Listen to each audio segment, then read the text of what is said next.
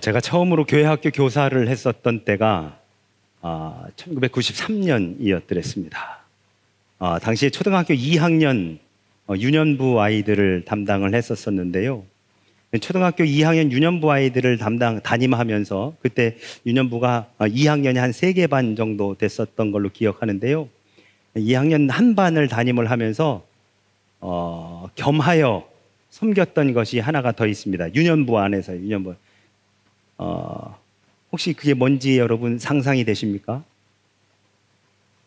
한번 알아맞혀 보시겠습니까? 제가 유년부 2학년 담임을 맡으면서 유년부 안에서 또 다른 모습으로 섬겼었던 것이 뭐였냐면, 여러분 전혀 상상이 안 되실 텐데요. 제가 율동반 교사를 했더랬습니다. 저희 당시에 제가 섬겼던 그 유년부 부장 선생님이 송 선생님 참 율동을 예쁘게 한다고, 손끝이며 발 모양이 너무너무 예쁘다고 해서 유년부 율동반 선생님으로 제가 섬겼더랬습니다.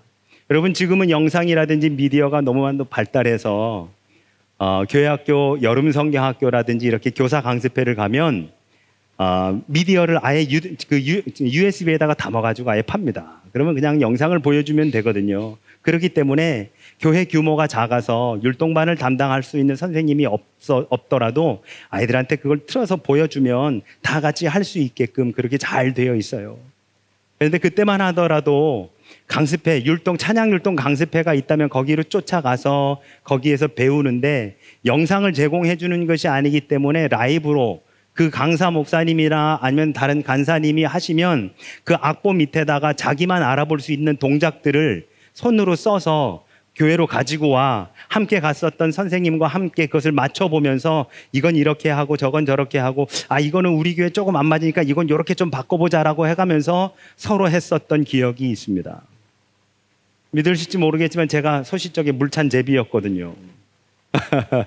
제가 여러분 고등학교 3학년 때 100m를 13초대에 뛰었었습니다. 꽤 빨랐죠. 그런데 참 재밌었던 것은 뭐냐면 율동은 잘하는데 춤은 잘 못 췄습니다. 그래서 춤추러 가거나 아니면 춤을 춰야 되는 그러한 상황에서는 얼마나 창피하고 부끄럽든지, 그래서 그렇게 잘 하지 않았었던 기억이 있습니다. 율동을 예쁘게 하는 것과 춤을 잘 추는 건 완전히 별개의 이야기이더라고요. 마치 많이 아는 것과 잘 가르치는 것이 조금 별개의 이야기이듯이. 근데 여러분은 춤 잘 추십니까? 춤추는 거 참 좋아하셨습니까? 어떠세요? 여러분 소시적에 발바닥 좀 비벼보셨던가요?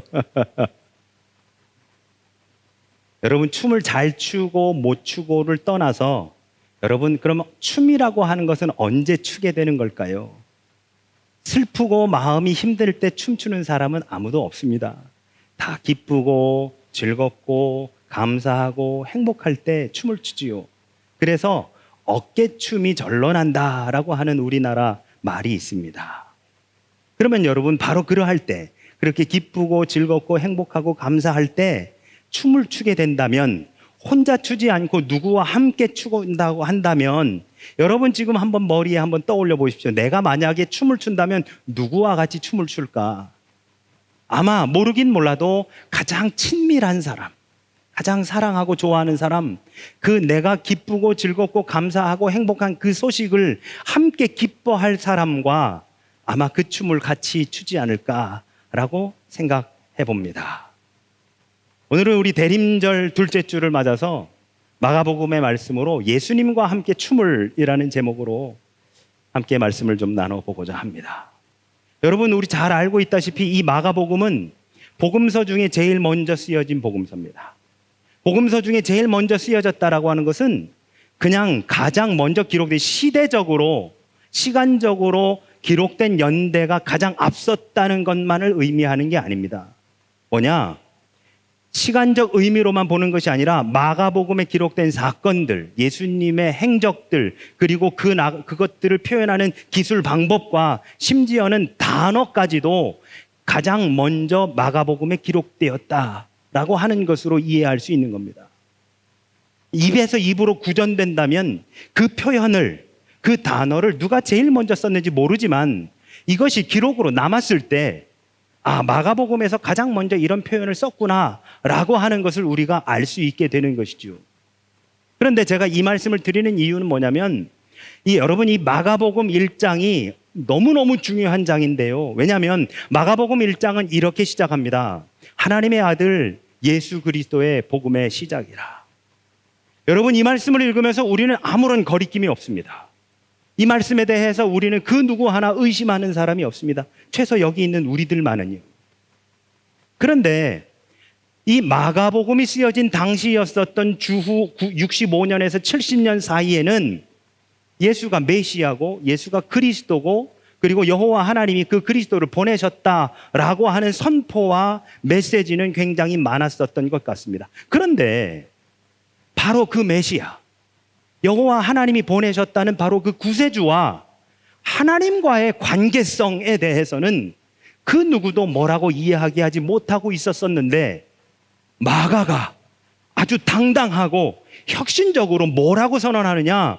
하나님의 아들 예수 그리스도의 복음의 시작이라 라고 선포하고 있는 겁니다. 즉 그 메시아하고 하나님이 소위 아들과 아버지, 아버지와 아들의 관계에 있다라고 그렇게 이야기하고 있는 것이죠. 방금 전에 말씀드린 것처럼 이것은 우리들에게는 전혀 충격적이지 않습니다. 그러나 당시 유대인들에게는 너무너무 큰 충격이 아닐 수 없었습니다. 유대인들은 하나님이 그리스도를 보내주신다는 것을 지금도 기다리고 있습니다. 왜? 예수를 그리스도라고 인정하지 않으니까요. 우리는 예수를 그리스도라고 그렇게 믿고 고백하고 그분을 따르지요. 유대인들은 지금까지도 메시아가 올 건데 그 메시아와 하나님하고 어떤 관계냐라고 하는 것에 대해 이야기하지 않습니다. 그런데 우리는 고백합니다. 그분이 곧 하나님의 아들이시라고. 마가는 마가복음을 시작하면서 이 첫 문장에서 온 천하 만물을 지으신 바로 그 창조주 하나님이 당신의 아들을 우리에게 보내주셨다. 즉 더 나아가서 삼위일체 하나님 당신 스스로가 인간이 되어 우리들 가운데 이 인간의 역사 속으로 친히 찾아오셨다라고 선언하며 마가복음을 시작하고 있는 것입니다. 그리고 우리가 마가복음을 읽어보니 뭐라고 되어 있느냐? 세례 요한이 광야에서 외치는 자의 소리가 있어 너희는 그의 길을 준비하라 라고 선포하고 있고 그 말씀이 끝나고 나면 예수님께서 세례 요한에게 세례를 받으시는 장면이 등장을 합니다. 그런데 여러분 여기에서 또 다시 센세이셔널한 것이 등장합니다. 그게 뭐냐면 세례를 받으시고 물에서 나오실 때에 하늘이 갈라지며 성령이 비둘기같이 임하셨다라고 그렇게 성경은 우리에게 말씀합니다. 오늘 본문 9절과 10절에서 그렇게 말씀하고 있죠. 성령이 비둘기같이 임하셨다. 그리고 하늘로부터 소리가 임하셨습니다. 이는 내 사랑하는 아들이라. 그런데 여러분 지금 화면에 붉은색으로 되어 있는 데를 한번 보시죠. 성령이 비둘기같이 임하셨다라고 하는 이 표현을 우리가 주의해서 볼 필요가 있는데요. 이 표현 역시 우리는 성경에서 많이 접했기 때문에 성령이 비둘기같이 임하셨다. 더군다나 성령 강림절 하면 제일 먼저 떠오르는 동물이라고 하면은 비둘기를 우리는 흔히 떠올립니다. 왜? 성령이 비둘기같이 임하셨다고 마가복음에 쓰여져 있으니까요. 우리에게는 굉장히 친숙한 그러한 표현입니다. 그런데 우리에게는 그렇게 낯선 표현이 아닌 바로 이 표현이 당시 유대인들에게는 대단히 낯설고 어색한 표현이었더라라고 하는 것이죠. 그러니까 이 두 가지의 어색하고 낯선 표현을 마가가 굳이 마가복음 1장의 서두에서 그것도 시작하면서 마가복음 전체를 시작하더라라고 하는 것이지요.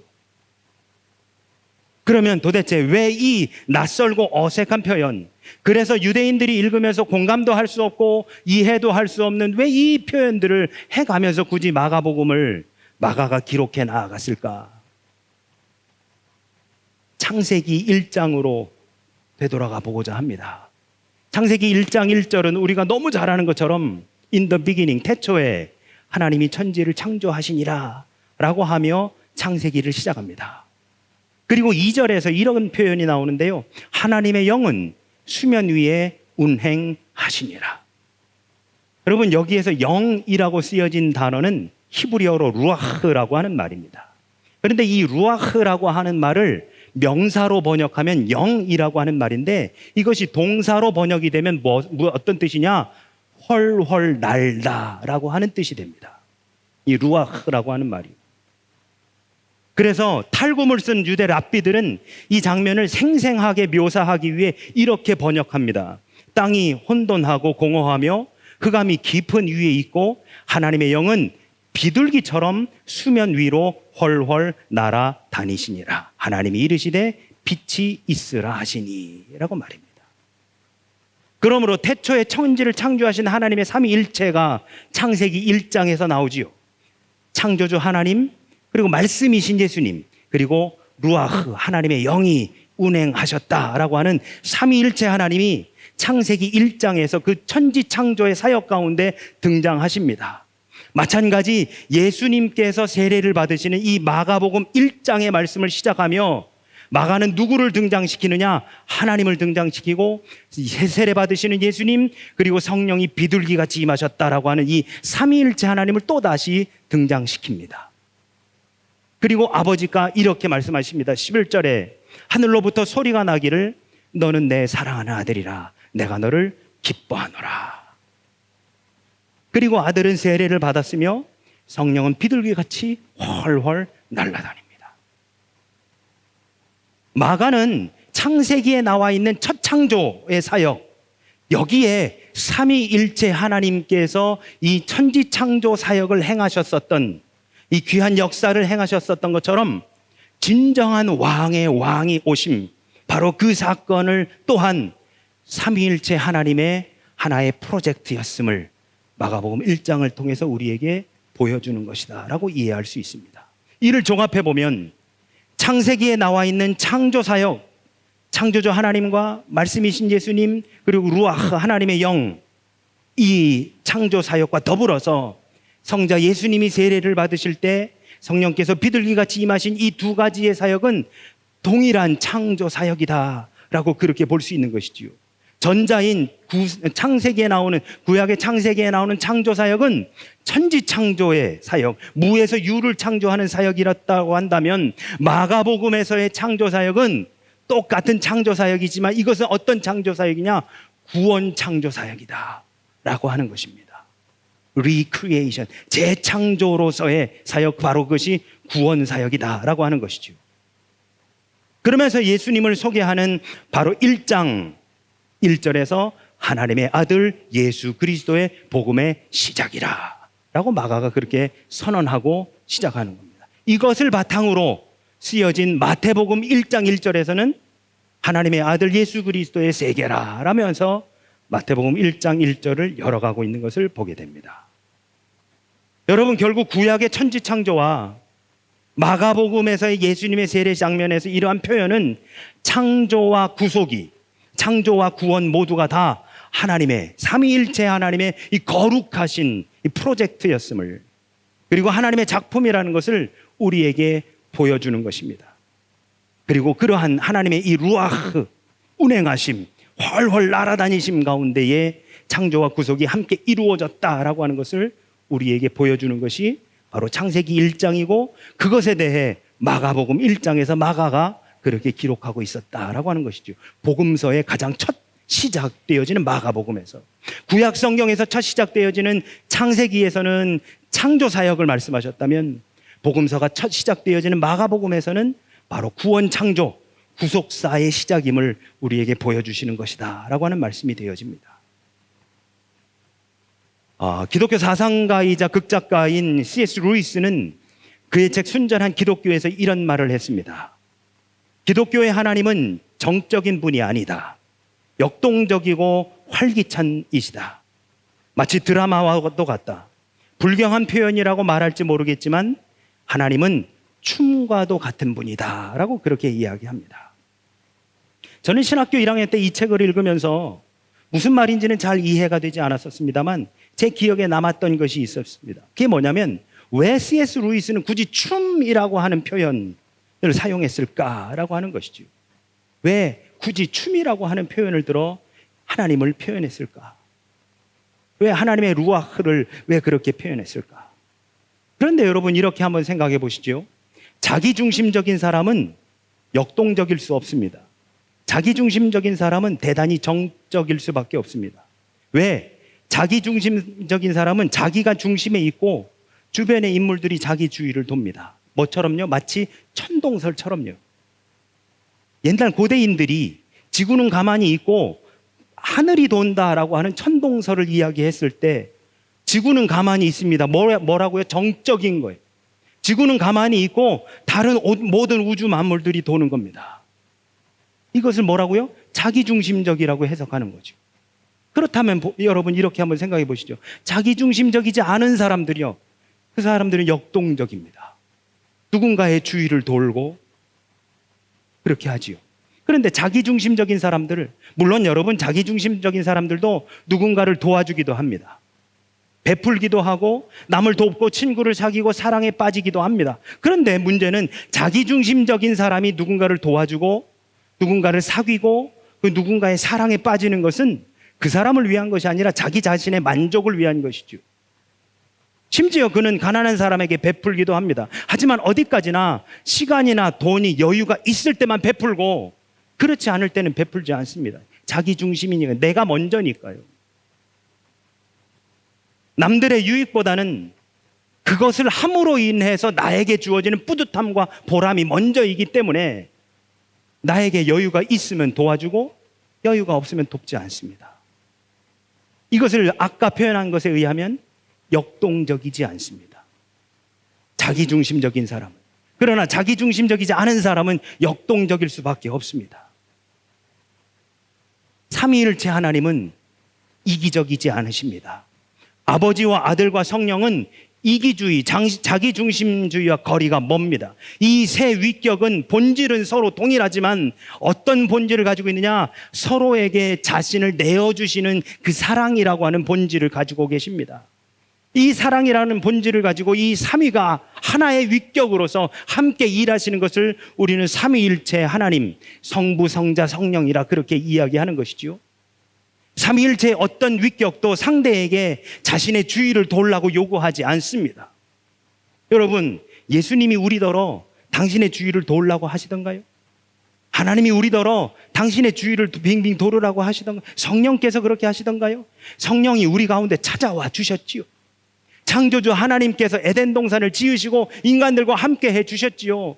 인간들이 죄를 짓고 나서 에덴 동산을 쫓겨난 이후 하나님은 모세를 만나기 위해 시내산에 직접 찾아와 주셨고 그 인간들과 함께 하시기 위해 성막을 지으라고 하시고 지성소에 찾아와 주신 분이 하나님이십니다. 우리가 하나님을 만나러 간 적이 있던가요?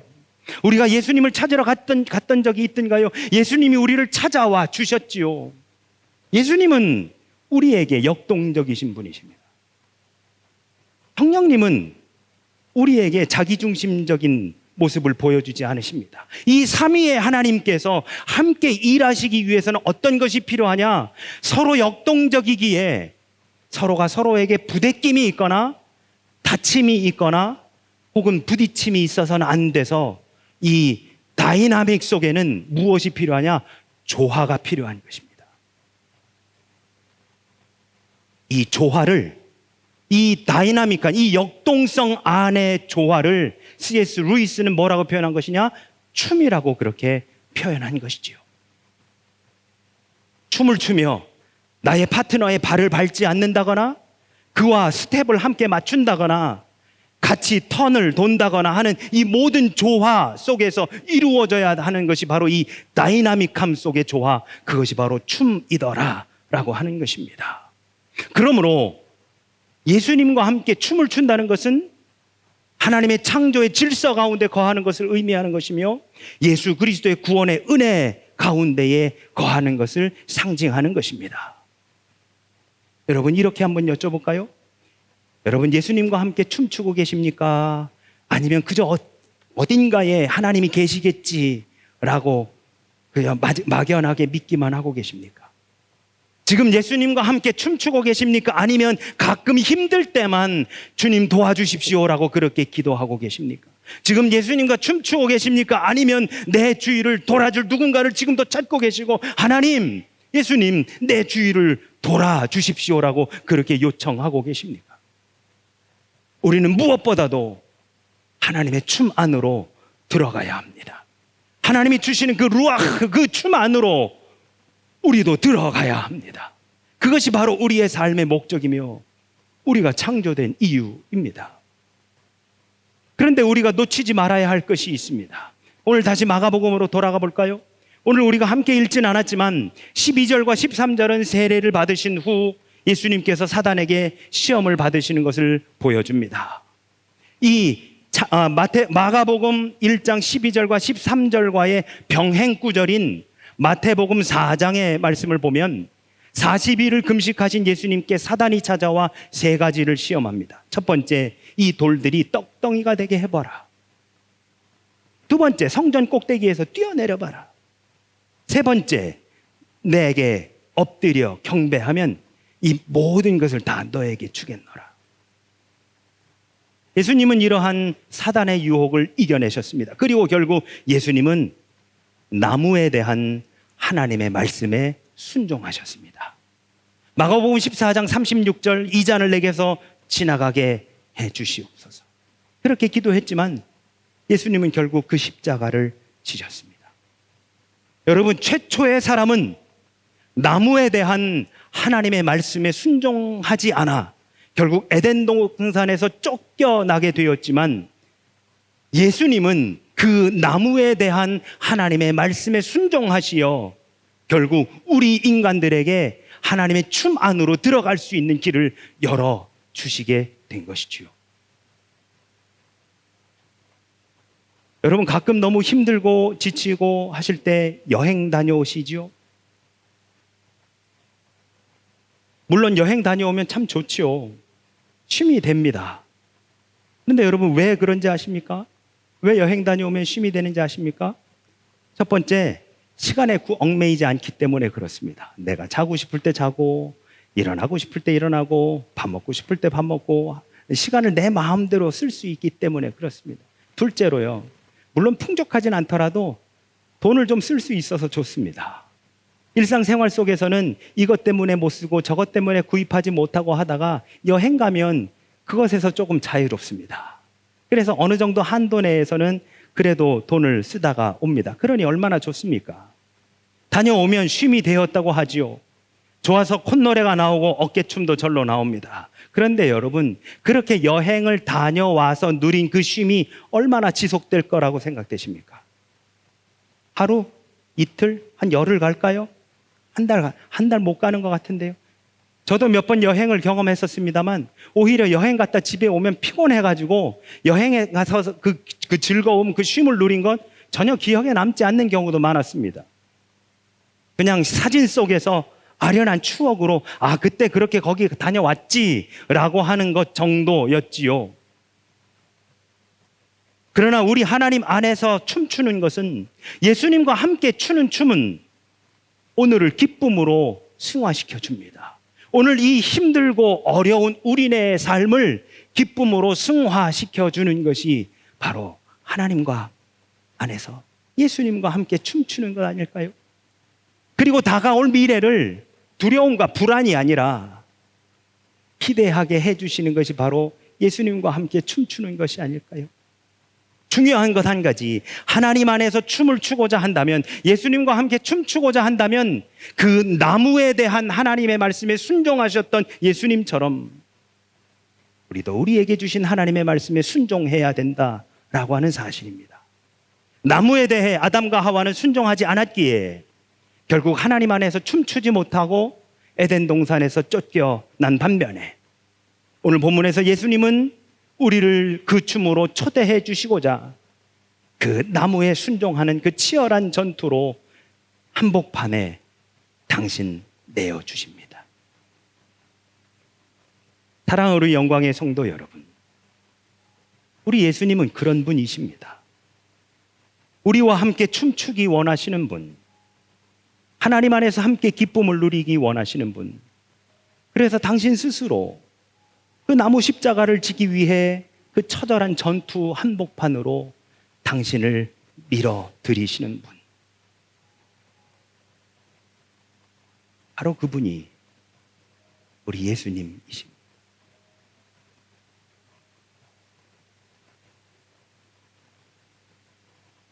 춤출 일이 생기면 우리를 먼저 떠올려 주시는 분이 우리 예수님이십니다. 기쁘고 즐겁고 감사하고 행복해서 내가 누구와 춤추지라고 할 때 우리를 먼저 떠올려 주시는 분이 우리 예수님이십니다. 그러므로 우리는 그분으로 인해 진정한 쉼을 경험하게 되는 것입니다. 그분으로 인해 콧노래가 나오고 그분으로 인해 어깨춤이 절로 나는 것이지요. 바로 그것이 진정한 쉼이요. 바로 그것이 진정한 기쁨이며 바로 그것이 진정한 은혜임을 믿습니다. 예수님은 영원 전부터 누리신 것을 우리에게도 주시기 위해 이 땅 가운데 인간의 모습으로 오셨습니다.